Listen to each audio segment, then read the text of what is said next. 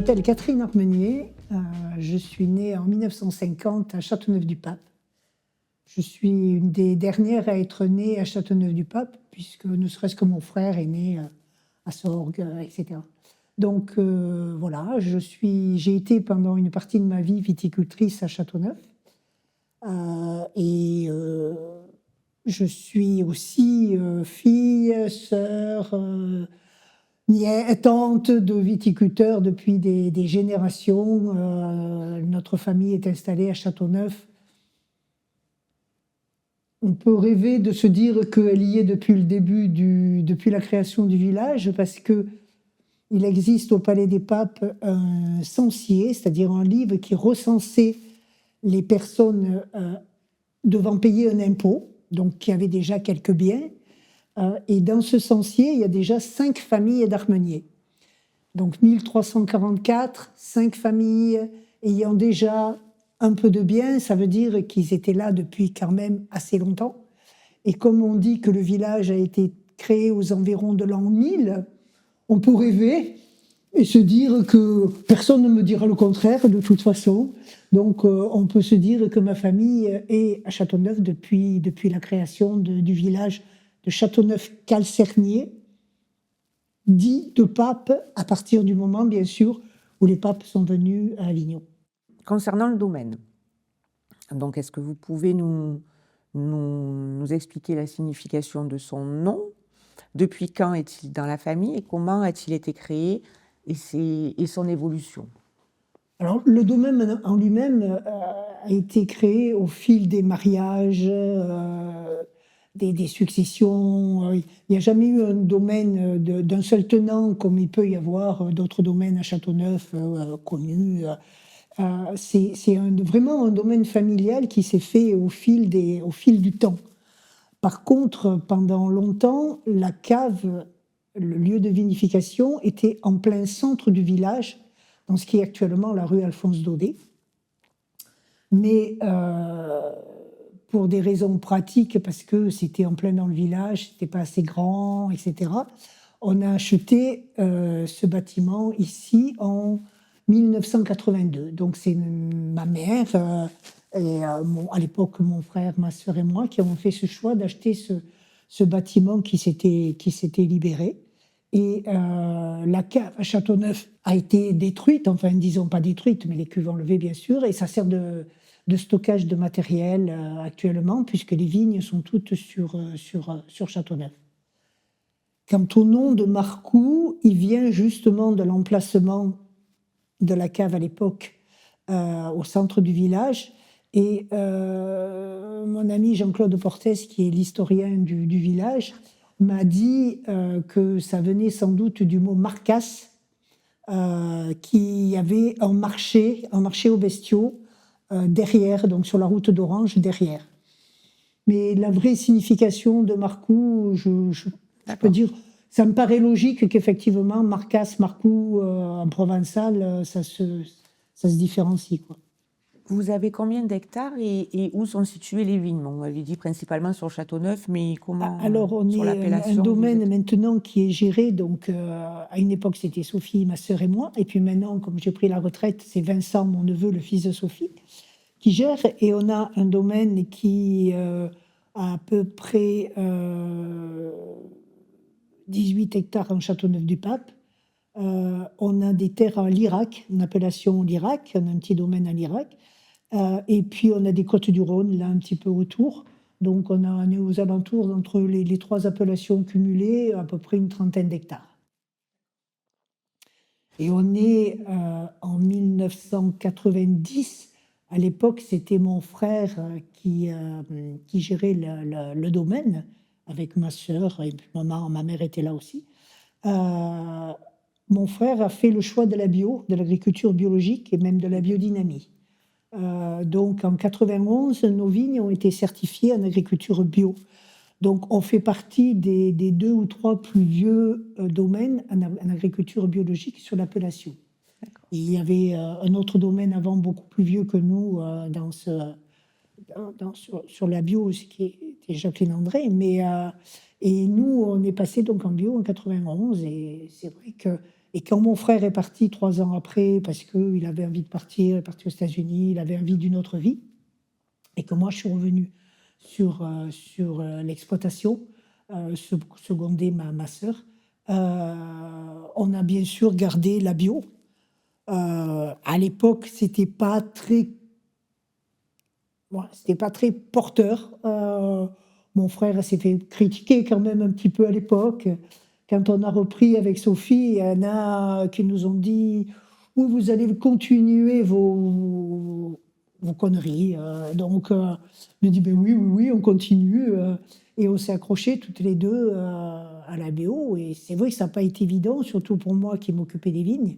Mais ça a passé. On n'a jamais eu plus de problèmes que ceux qui sont en chimie, quoi. Mais Donc, voilà. qu'est-ce qui gênait les autres viticulteurs, le fait que Bah, vous je pense passiez? qu'à l'époque, la bio était une vision nouvelle de la vigne, la peur du mildiou, la peur des maladies, la peur de... maintenant, il y a quand même, je crois, 35% de l'appellation qui est en bio certifié. Donc, ce qui n'empêche pas certains viticulteurs de ne pas utiliser des produits chimiques, mais ils ne sont pas certifiés EcoCert. Donc, c'est un grand pas en avant quand même. En 30 ans, ça a été vraiment un regard qui a changé sur la bio, même le regard des consommateurs, hein. Donc, c'est vrai qu'à l'époque, mon frère, il s'est un peu battu contre des préjugés, quoi. Donc, nous, on a pris la suite en 95, mais c'était quand même pas évident. Mais bon, ça a passé.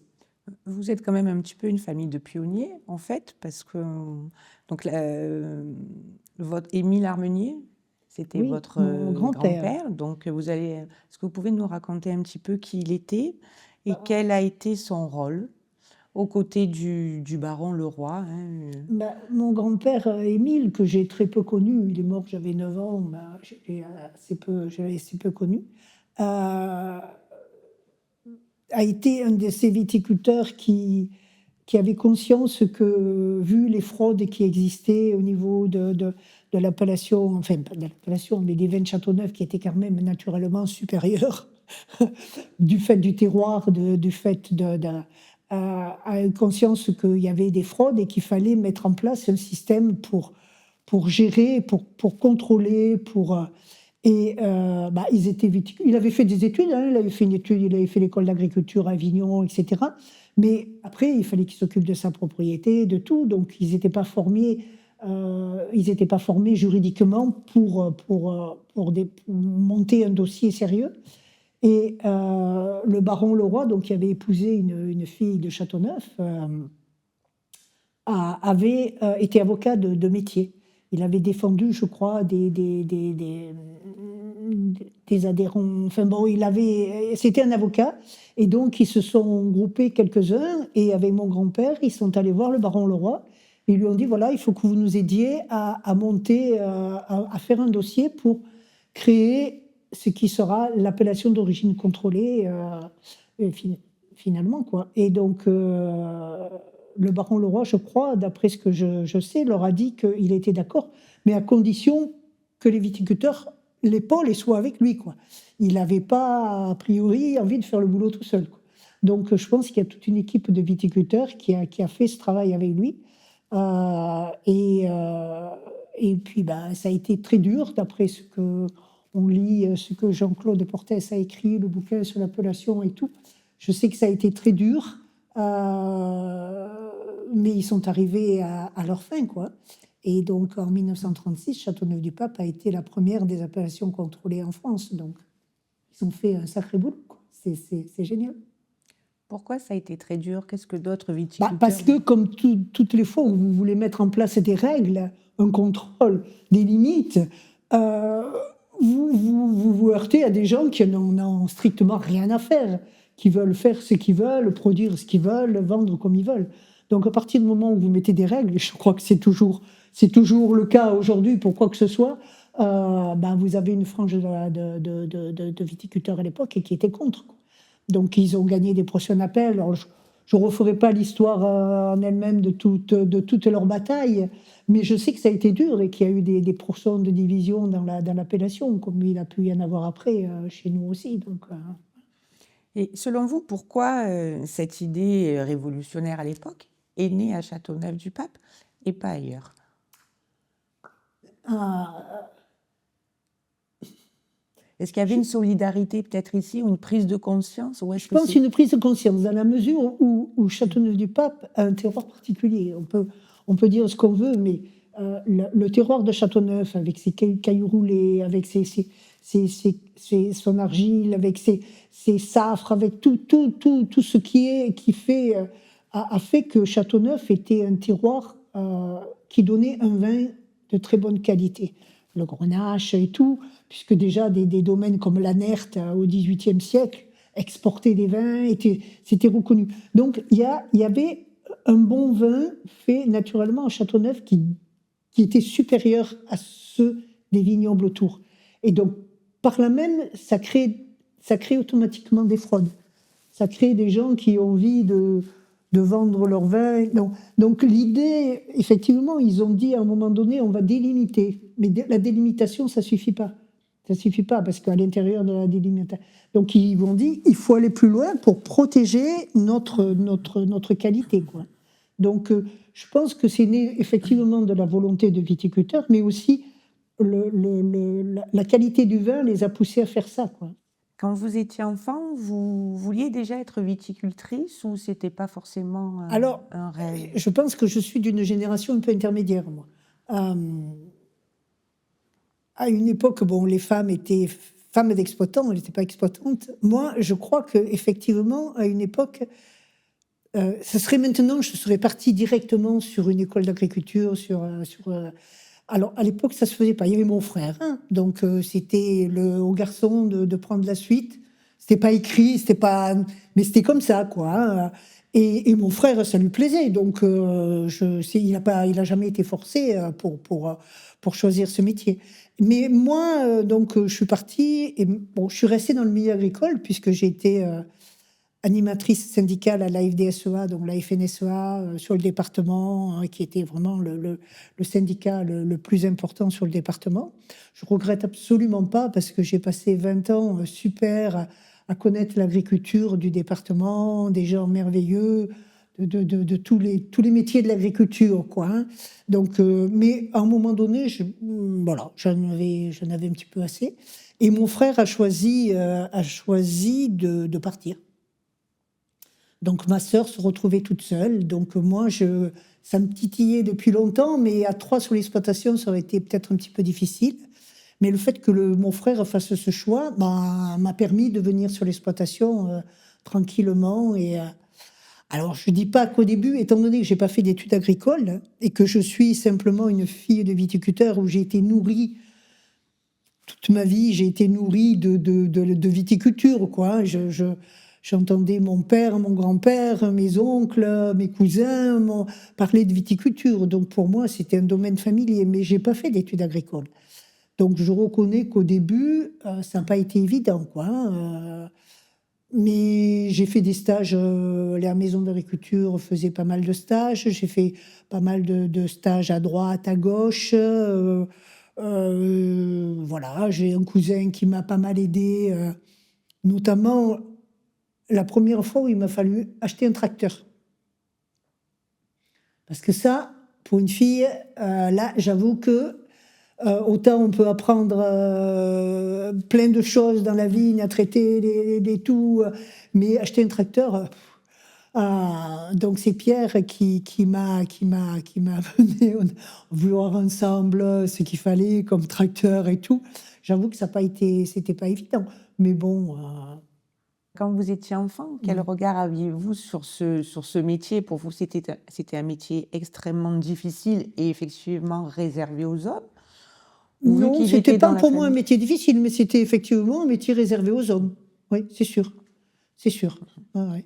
Alors que maintenant, le nombre de filles qui sont sur les exploitations, c'est dingue, quoi, hein. Il y en a vraiment beaucoup, quoi, hein. Et puis elles sont sous les tracteurs, quoi. À une époque, il y avait des femmes qui s'occupaient, maman s'occupait de l'exploitation. Ma mère s'occupait de la comptabilité, elle tenait le caveau, elle faisait Mais voilà, c'était pas elle qui décidait des choix d'aller laborer, d'aller traiter tel jour, d'aller, etc. et tout, quoi. C'était différent. Non, c'était pas un métier, ça m'a jamais apparu comme un métier difficile. Technique, oui, bien sûr. À la merci de la météo, quoi. Il y a ça aussi, quoi. Il y a des éléments que tu ne maîtrises pas et ça, c'est dur. Là, on parle en ce moment de la chaleur qu'il fait. Mais si la vigne pousse, mais à pousser trop vite, ah ben, tu vas pas dormir toutes les nuits parce que tu as peur du gel, etc. Après, tu vas au mois de mai, tu vas avoir de la pluie et puis tu vas te dire que tu peux plus traiter, parce que tu peux plus rentrer dans les vignes, tu peux plus. Euh, voilà, il y a plein de. Ça, c'est le plus dur. C'est les aléas climatiques que tu ne maîtrises pas. Donc, à partir de là, tu es démuni, quoi. C'est ce côté-là qui est, à mon avis, le plus difficile. Est-ce que vous vous souvenez de vos premières vendanges? Est-ce que vous les avez faites quand vous étiez justement petite, en famille, ou Oui, pas? Et oui. voilà. C'est quoi? C'est J'ai l'odeur? j'ai plein de souvenirs de vendanges d'enfants. À l'époque, mon père avait encore le cheval, donc je me souviens que je lui donnais des feuilles de vigne à travers je sais pas comment ça s'appelle, le truc qu'ils avaient autour de la gueule pour pas qu'il morde ou pour pas qu'il mange. Je me souviens des caisses sur le traîneau. Il y a une photo là aussi où on mettait des caisses en bois. C'était des cornues, pardon. C'était pas des caisses, c'était des cornues en bois. Ça pesait avec le jus qui imbibait le bois. Ça devait peser un âne mort, quoi. C'était terrible pour les monter sur les camions. Donc ça, c'était enfant. Après, j'ai fait mes premières vendanges à 18 ans ou 17 ans quand je voulais gagner 4 sous. Donc là, je faisais les vendanges et c'était même pas évident parce que comme j'étais la fille de mon père, il fallait pas que je sois en retard, quoi. Donc quand j'étais fatiguée, qu'il faisait trop chaud, etc., et que j'étais un peu à la ramasse, il fallait que fallait pas que je sois derrière, quoi. Donc ça, c'est aussi une autre époque. Après, je me souviens des premières vendanges où on prenait nos congés avec mon conjoint pour aider ma mère et ma sœur, puisque quand on a au début, ma sœur était enceinte, donc pour aller aider mon frère à l'époque, avec Pierre, mon conjoint, on prenait des congés pendant les vendanges pour les aider. Mais là, on était quand même aussi un peu spectateurs, quoi. C'était pas notre métier. Et puis après, mes premières vendanges en tant qu'exploitante agricole, là, c'était les vendanges de 1995. Et on a démarré avec Sophie avec 2 ou 3 années pas évidentes, quoi, avec beaucoup de pluie, avec des millésimes difficiles. Et là, il fallait gérer le personnel, il fallait gérer tout, l'apport, les vendanges, tout. Là, c'était différent, c'était une autre responsabilité et une autre façon d'aborder les vendanges. Bien sûr. Donc, il y a eu plusieurs stades de vendanges. Vous vous êtes répartis les tâches comment avec votre sœur? Est-ce que vous pouvez expliquer? C'était naturel. Elle avait déjà travaillé avec mon frère sur la vinification, et donc ça s'est fait naturellement. Après, elle parlait l'anglais, donc elle s'est plus spécialisée au niveau commercialisation, etc. Moi, j'ai géré le côté salarié, social, les dossiers, les trucs comme ça et tout. Donc, on s'est partagé naturellement le travail sans problème. On s'est super bien entendu. On a 15 ans d'écart quand même avec ma sœur. Donc 15 ans d'écart et on a des relations très différentes, quoi. Et il y a un côté, oui, adulte, jeune, protection. Enfin, c'est différent, quoi. Je ne crois pas qu'on se soit disputé une seule fois dans notre vie, toutes les deux, quoi. On a eu des fois des points de vue différents, mais jamais. Et donc, non, ça s'est fait naturellement et on a toujours bien collaboré. Et puis Vincent a pris la suite tout aussi naturellement. On a fait 2 ou 3 ans ensemble. Et puis, à partir du moment où moi j'ai dit j'arrête, j'ai arrêté complètement, quoi. C'est fini. Je me suis plus mêlée de rien. Jamais je ne suis intervenue dans lui dire tu devrais faire ci, tu devrais faire ça. Je m'en suis bien gardée et ça s'est très bien passé. Mais il n'y a pas des choses que vous souhaitiez transmettre? Est-ce que oui, mais il l'a pris naturellement. Je veux dire, donc J'ai jamais vu quelque chose qui puisse me choquer dans sa façon de travailler les vignes, de vinifier. Donc, oui, la transmission s'est fait vraiment sans aucun problème. Aucun problème de génération. Voilà, ça peut ne pas être évident hein, de transmettre. Alors, c'est vrai que des fois, ça te dis, bon, mais tu n'es plus dans le coup, quoi. C'est lui qui décide et toi, tu dis plus rien, mais ce qui est normal, quoi. Je ne me voyais pas interférer dans sa façon d'être, de travailler. Donc, hein. Alors justement, ça implique quoi de travailler en famille? Et est-ce que ça apporte un plus à la fabrication du vin, selon vous? Est-ce que c'est Oui, une histoire qu'on se lègue oui, aussi je de pense que génération en travailler en génération? famille, c'est travailler sur son domaine, quoi. Je ne pense pas que ce soit le fait de travailler en famille. Oui, il y a des liens qui sont là et qui font qu'on s'épaule sans doute beaucoup mieux et on se conforte. Je sais qu'avec Sophie, il y avait des moments donnés, c'est elle qui n'avait pas le moral parce que on vendait pas tel vin ou parce qu'il faisait mauvais ou parce que si. Et puis moi, je lui remontais le moral. Et puis 6 mois après, c'était l'inverse.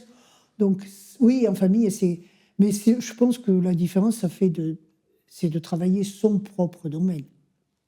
Ne pas être salarié sur un domaine euh, tout en respectant tout à fait le travail de quelqu'un qui est salarié, ce qui est tout à fait... mais automatiquement, tu n'as pas la même implication, quoi, hein. Donc là, c'est à nous, quoi. Donc c'est différent, non. Ouais. Mais sinon, non, ça ne mène pas... C'est C'est plus confortable, je pense. Mais c'est une responsabilité supplémentaire Oui. de pouvoir garder le domaine et Oui, pouvoir le transmettre. oui, le transmettre. C'est quelque chose qu'on a à l'esprit en permanence. Ouais, c'est sûr. Et après, de toute façon, là, ça vient de changer de nom finalement, parce que les Armeniers, moi, j'ai pas d'enfant. Sophie, le papa de Vincent s'appelle Estevenet, donc c'est très bien comme ça. Donc voilà, mon frère a un fils, mais qui ne reviendra jamais sur l'exploitation. Donc après, voilà, c'est Marcou, c'était les Armeniers, ça va changer, mais c'est la vie, hein, c'est comme ça. Hein. C'est comme ça. Ça reste la famille. L'important, c'est que Vincent soit bien dans sa peau de chef d'exploitation. Bien sûr. Alors, vous en avez un petit peu parlé tout à l'heure, mais on va revenir sur le fait que vous étiez donc 2 femmes à la tête de l'exploitation, à une époque où il n'y avait pas beaucoup de femmes. Est-ce qu'au sein de l'appellation, vous étiez les seules? Non. À l'époque? À l'époque, non. Il y avait donc Jacqueline André et j'ai pas d'autres noms, sans doute. Mais Vous étiez en extrême minorité. comme chef d'exploitation, comme épouse de viticulteur, bien sûr, on en avait plein.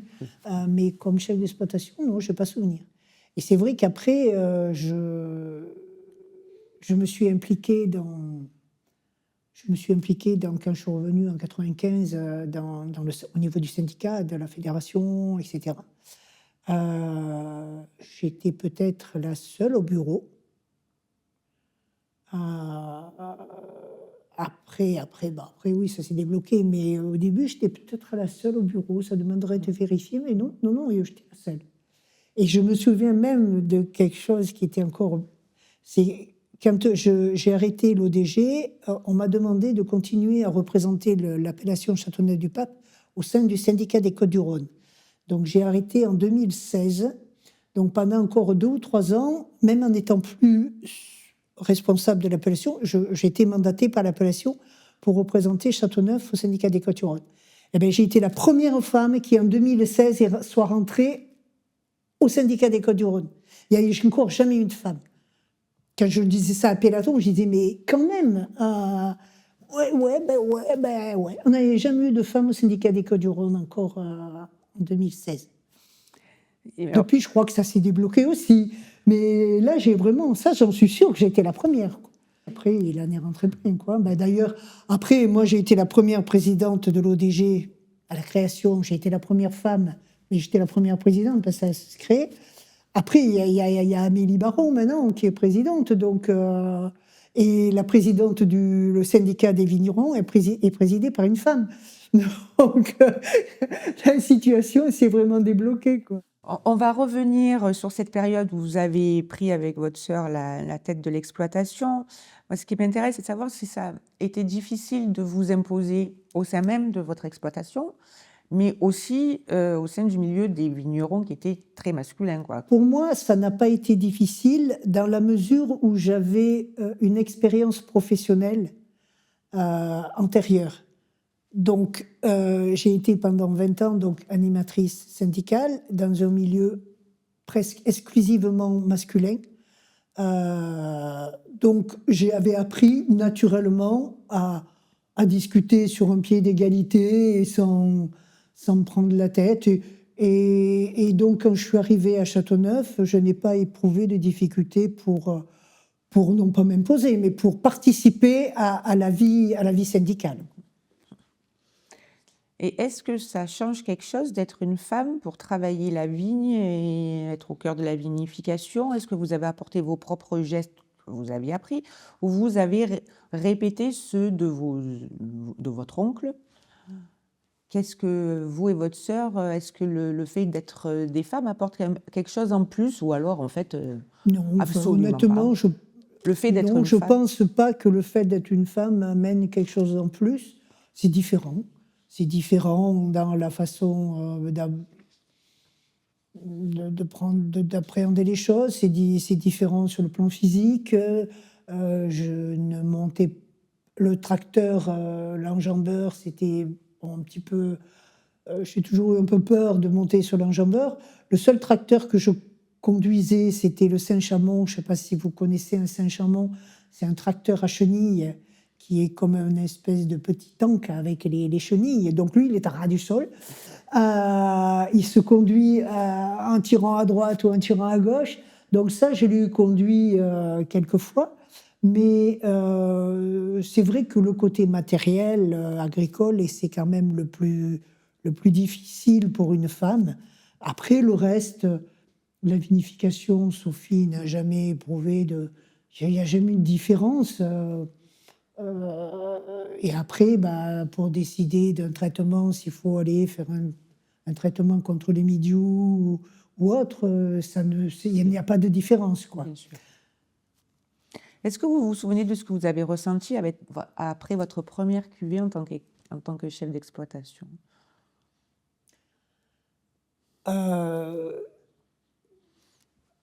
Sur le moment, non. Bon, c'est une cuvée, j'ai rien ressenti de particulier. Ce que j'ai vraiment ressenti, c'est qu'en 2 ou 3 ans après, on a eu un premier prix au concours de la Saint-Marc. Et que ma sœur est montée chercher son premier prix au concours de la Saint-Marc, qui était un prix de blanc, je crois. Et là, oui, j'ai ressenti une grande fierté parce que parce que les 2 sœurs Armenier avaient un premier prix à la Saint-Marc. Et comme la Saint-Marc, c'est le rendez-vous de tous les viticulteurs, que chacun amène ses plus belles cuvées, ce qui est normal, le fait de sortir en premier, là, oui, vraiment.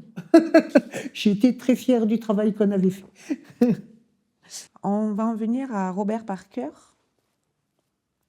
Ces commentaires ont-ils dopé les ventes des vins à Châteauneuf et modifié, voire diversifié les profils des consommateurs? Alors, Robert Parker, nous, à Marcoux, à l'époque, ma maman était sur l'exploitation, mais elle commençait à être malade, elle était couchée.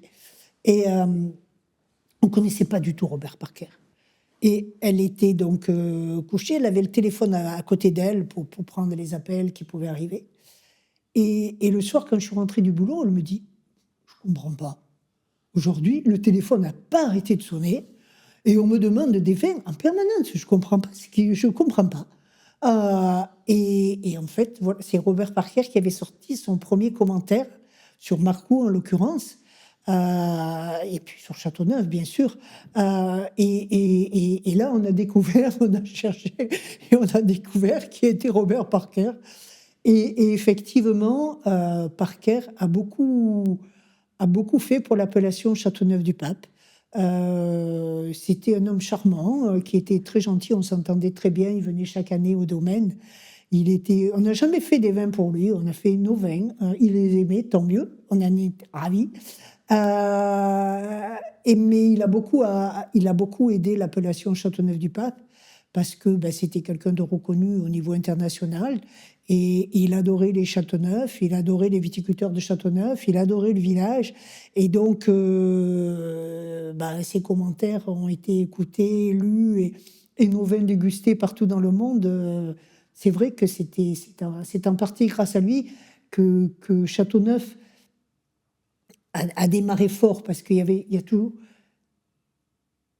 Il y avait des ventes en bouteille, bien sûr, mais Parker a aidé, oui. Parker a aidé, c'est sûr.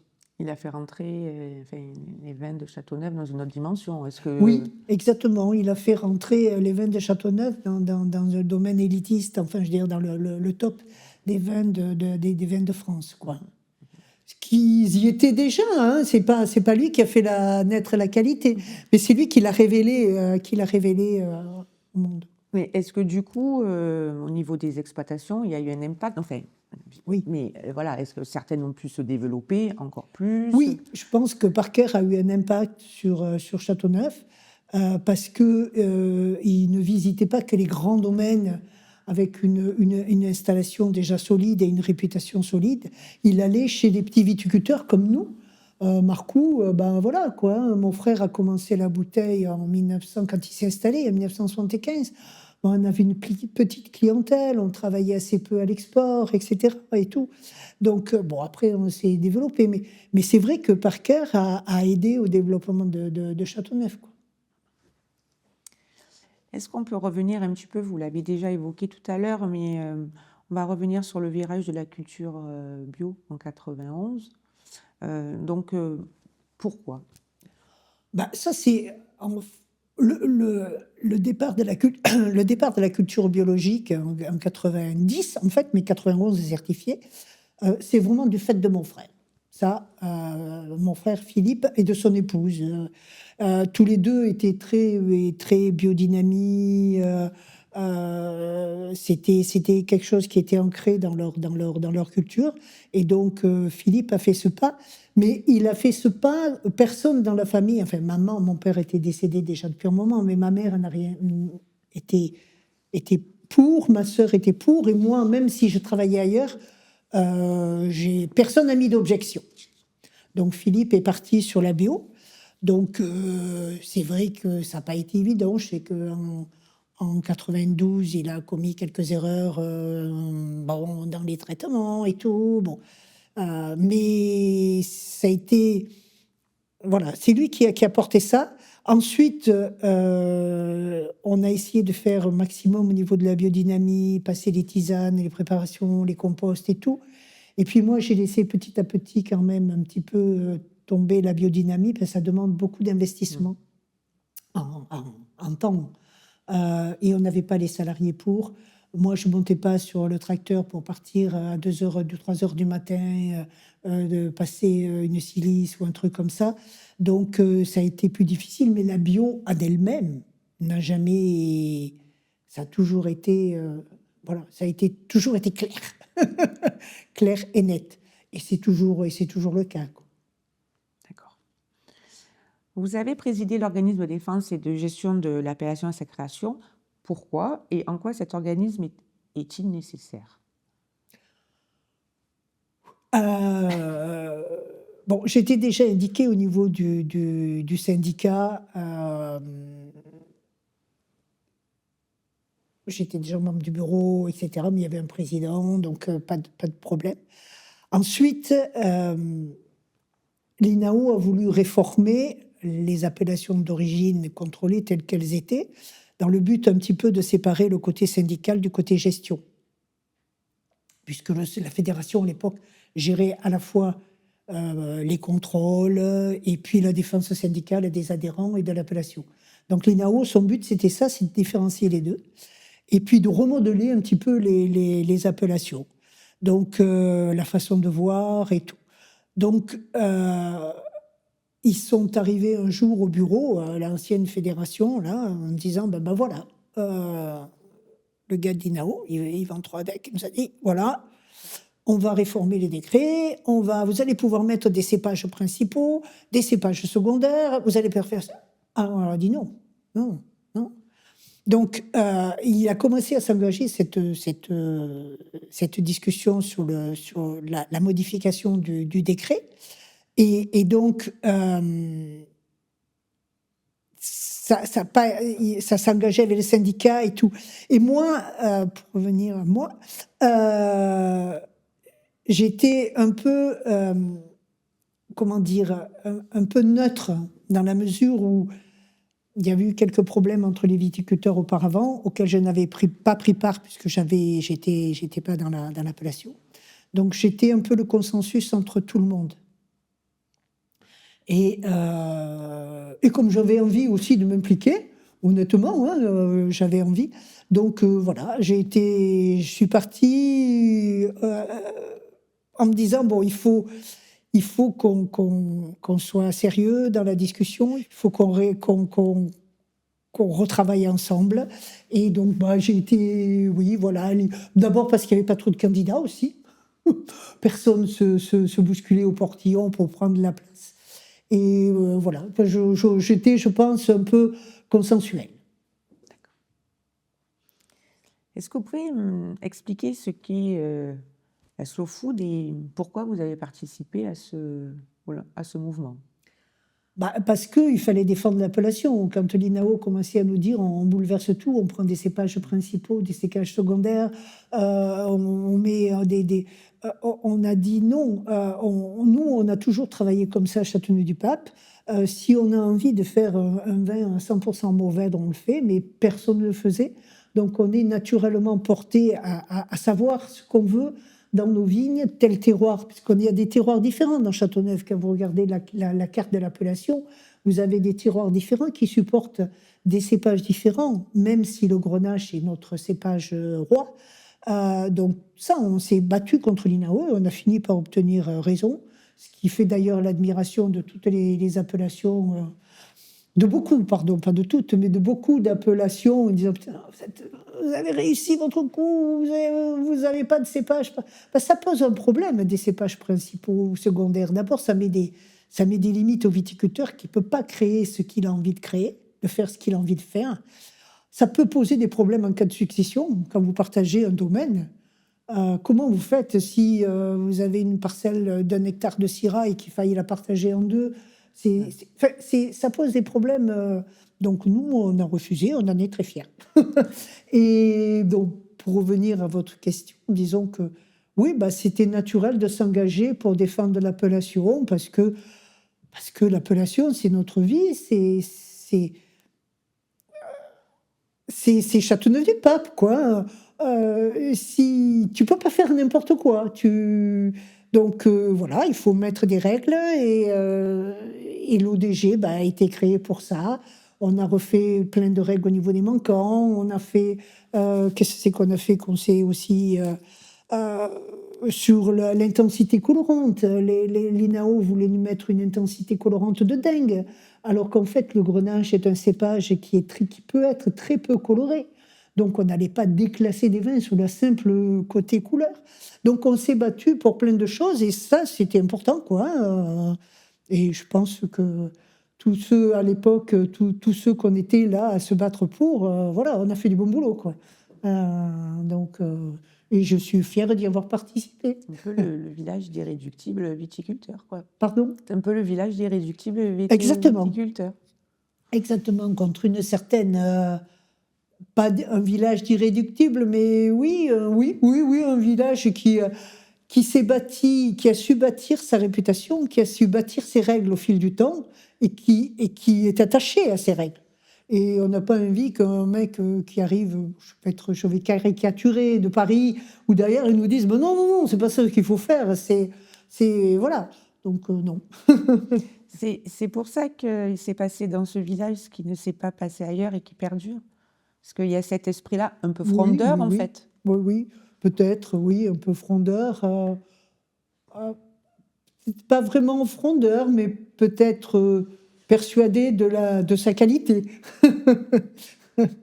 C'est voilà, défendre sa qualité, quoi. Entre le moment où vous avez commencé et aujourd'hui, donc à peu près trentaine Ouais. d'années, qu'est-ce qui a le plus changé? La clientèle, le mode de prospection, les modes de consommation et de commercialisation, la façon de travailler, la vinification, Je le goût du pense vin? Qu'est-ce qui... je pense qu'effectivement, en 30 ans, beaucoup de choses ont évolué. Je pense que le goût du consommateur a évolué. Châteauneuf-du-Pape avait une réputation de vin puissant, lourd, qui à l'époque partait couper les Bourgognes. Beaucoup de vins se vendaient en vrac. Mon père, par exemple, vendait ses vins en vrac. Et beaucoup se commercialisaient en Bourgogne pour amener un peu de structure Bourgogne. Je ne suis pas, mais c'est vrai, quoi. Et donc, moi, j'ai même vu Châteauneuf-du-Pape dans un restaurant sur la carte des Bourgognes. La carte des Bourgognes, il y avait les Bourgognes, et Bourgogne, il y avait Châteauneuf-du-Pape. Mais bon. Et quand je dois avoir 18 ans, j'ai dit ça au sommelier, il m'a toisé en me disant non, mais de quoi elle se mêle, celle-là? Ben, j'ai dit peux vous jurer que c'est pas en Bourgogne. Mais bon, donc. Pour revenir à votre question, oui, le goût des consommateurs a changé. Les gens veulent des vins plus fins, plus sur le fruit, moins alcoolisés, la lutte contre l'alcool, etc. Donc, ça te force effectivement à avoir une vinification différente, à t'adapter au marché aussi. Et puis, bon, c'est bien aussi. Enfin, je veux dire, même moi, souvent, je préfère un vin avec plus de fruits, plus de bouquets, de fleurs, qu'un vin trop lourd, trop puissant, etc. Donc, je pense que et forcément, dans la façon de vinifier a changé. Qu'est-ce qu'un vin de terroir? C'est un ensemble de choses, un terroir. Un terroir, c'est un mot exclusivement français. Un terroir, c'est un sol. Et on a la chance à Châteauneuf d'avoir un sol magnifique. Des sols magnifiques, porteurs de beaucoup d'expressions. Après, on a justement cette antériorité dans le travail de la vigne qui fait que quelque part, voilà quoi. Alors, ça peut poser des problèmes s'il y a trop longtemps de la vigne à un endroit au niveau de certaines maladies, mais bon. Mais Châteauneuf, donc c'est une culture de vin. Il n'y a que ça à Châteauneuf. Il y avait à une époque un petit peu des cerises, qui étaient un complément de revenus à une époque. Et c'était les premières cerises d'ailleurs sur le marché compte tenu du terroir, justement. Il n'y avait jamais eu de maraîchage pour faire pousser du blé. Essayer de faire pousser du blé sur le plateau de Montredon, c'est pas possible, ni des salades, vous n'y arriverez pas. Donc Châteauneuf a une culture vigne, 100% vigne depuis des centaines d'années, quoi. Donc, les hommes sont formés, le sol est formé, la vigne, les cépages. euh, c'est, c'est, C'est une union qui dure, quoi. voilà, c'est une union qui dure. Entre voilà, les sûr. hommes, les vignes Oui. et le Moi, sol. j'ai une parcelle, on a une parcelle dont on fait une cuvée. Elle a été plantée après le phylloxéra. Donc, elle a 140 ans. Alors, c'est pas tous les plants, parce qu'il y a des plants qui meurent et qu'on replante. Mais la vigne en elle-même n'a pas été arrachée depuis 130 ans. Et donc, c'est un patrimoine formidable, parce qu'il y a des cèpes qui ont 130, pas tous, mais certains ont cet âge-là, quoi. Donc, ça, c'est Châteauneuf, quoi. Il n'y a pas beaucoup d'endroits où vous trouverez des vignes de cet âge-là. Voilà. C'est sûr qu'il y a des tas d'endroits où et même maintenant, ça tourne quand même un peu plus vite. Mais c'est vrai que c'est une vigne magnifique qui continue à nous faire un vin excellent dont on fait notre cuvée spéciale. Donc, il n'y a même pas de... Voilà, elle va sans doute puiser au plus profond du terroir de Châteauneuf, et puis c'est génial. Les racines, en sens large du terme. Quand vous regardez votre parcours, quels sont les souvenirs ou les anecdotes les plus marquants ces Je 30 regarde mon dernières parcours. années? Il y en a dû en avoir quand même. Quand je regarde mon parcours, oui, il y a eu des choses. Bon, j'ai eu ma première vie professionnelle, mais la deuxième, la vie du viticulteur, je sais pas, les faits les plus... Je me suis régalée, donc ça c'est sûr. J'ai adoré faire ça, même si c'était pas évident tous les jours, hein. Donc, on a eu des débuts un peu difficiles avec Sophie quand même, reprendre une exploitation, reprendre la suite de notre frère, ma mère qui décède, donc des frais de succession qui nous arrivent cumulés les uns derrière les autres, donc il faut surmonter ça et tout. Donc ça n'a pas toujours été évident, mais non, j'étais ravie de me lever tous les matins pour aller, peut-être pas les soirs d'hiver et de Mistral, les matins d'hiver et de Mistral, mais de façon globale et générale, oui, je me levais tous les matins avec plaisir pour faire ce métier, quoi. Votre époux, Alors Pierre, mon travaillez à côté, conjoint, oui, à vos depuis, on côtés n'est ou pas pas? mariés, mais ça fait 30 ans Pardon. qu'on vient à ça. Pierre, lui, avait un métier complètement différent. Il était directeur d'un centre de gestion agréé. Donc, je suis contente justement de pouvoir le dire, il nous a pas mal aidé, même beaucoup aidé pendant longtemps, sur tout le côté gestion, compta. Donc, on est toujours adhérent au centre qu'il a créé, même si lui est à la retraite depuis longtemps.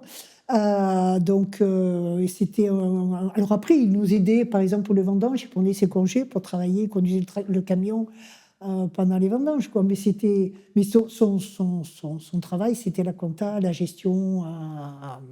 Donc ça aide aussi pour un domaine viticole, quand on a quelqu'un qui peut t'aider au niveau gestion, comptabilité et tout, c'est un plus, quoi. Bien sûr. Qu'est-ce qui, selon vous, fait qu'un domaine survit au fil des siècles et d'autres disparaissent? Je pense que c'est l'implication du viticulteur, quoi. Euh, et puis la gestion. Et il n'y a pas 36 000 solutions, hein. Un domaine, ça se gère, et donc si tu es impliqué, si tu es au fait de ton métier, si tu connais ton métier et que tu le fais avec plaisir, parce que ça, pour moi, c'est essentiel. Et puis après, la gestion, quoi. Après, tu peux faire des fois des mauvais choix, mais il ne faut pas en faire de trop, quoi. Donc, c'est ce qui fait qu'effectivement, il y a des domaines qui disparaissent, et puis d'autres qui continuent, et puis il y en a qui se tiennent, et puis il y en a qui prennent des dimensions plus grandes parce qu'ils ont envie de faire autre chose, un complément, du négoce, des trucs comme ça. Donc, c'est différent, chacun réagit différemment, mais ouais, je pense que c'est l'implication du viticulteur et de la génération qui suit, quoi. Il faut savoir donner à la génération qui suit l'envie de s'impliquer comme il faut, quoi. C'est un petit peu ça que vous auriez envie de Ouais, transmettre aux ouais, générations futures, ouais. avoir l'envie Ouais. et prendre L'envie de faire son plaisir. métier. Parce que, bon, moi, je vois dans ma famille, j'ai eu un oncle qui pareil, pour son père, il fallait qu'il soit viticulteur, moi. Mais c'était pas son truc, quoi. C'est pas son truc. Et puis, ben, j'ai un de mes neveux, c'est pas sa priorité. C'est tout à fait heureusement d'ailleurs que voilà. Sinon, ça marcherait pas, quoi. Donc, c'est le choix que fait chacun de choisir ce métier, et puis de l'amener, de le faire comme il faut. Après, le futur au niveau de l'appellation, je pense que l'appellation se porte assez bien pour qu'elle ait un futur. Mais ça ne dépend plus de moi.